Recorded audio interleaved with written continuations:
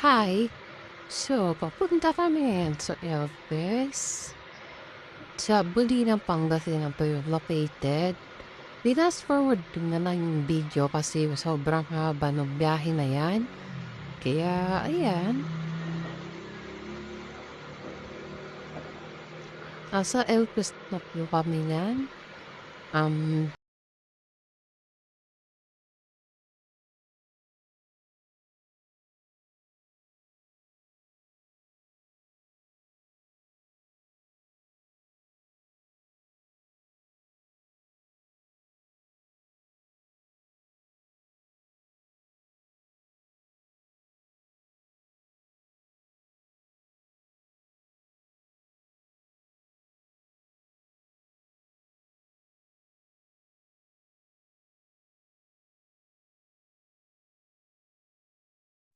Low tide po yan, kaya po marami po naghuhuli dyan. Lalo po hindi dila. If familiar kayo doon, nahuhuli po sila dyan. Ayan, bumunta pa kami sa kabilang isla. Kasi low tide naman. Right now, cute. Nakikita po sila iba ba? May nakita akong isda dyan kung makikita niya sa video.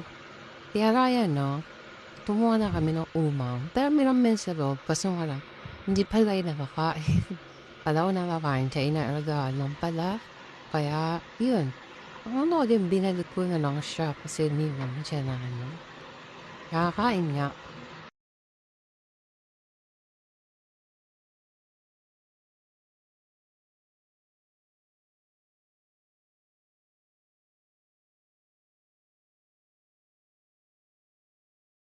Tapos yun po, tapos mo tinawag kami na kumain na bangus yan hingiyaw na bangus. Tapos naligo na lang kami dyan. Look at the sea.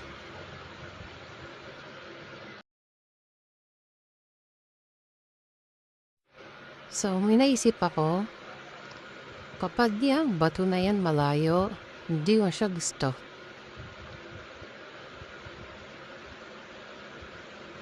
Kapag yun, batong yan, nakalimutan ko na siya.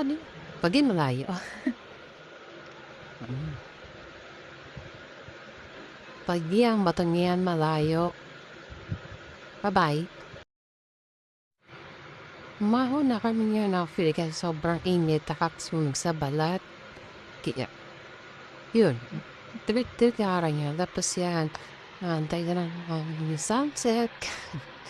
Mainit, gano'n. Hapon na yan feel last test is either 3 or 4.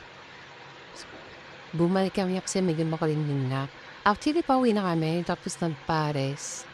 Pero para di naman si Paris to, kung titignan nyo, kasi masabaw. Tapos, pauwi na kami. See you next time. Best. Kahit yung cottage dyan, may bayad. Depende pa yun sa hours. After the year, pumunta kami doon mga alas 12. Umuwi kami ng alas 5. Silip kami sa cottage ng 500.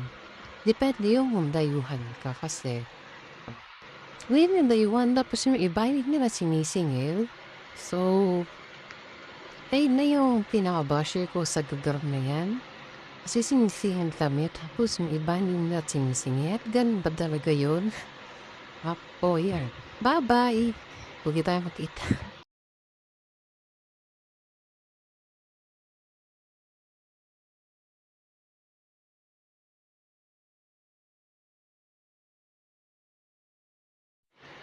Pumunta kami ng bayat bibili sa at stop over kami diyan kaya bumili ako ng milk tea.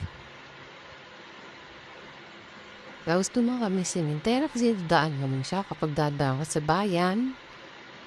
At yun lang.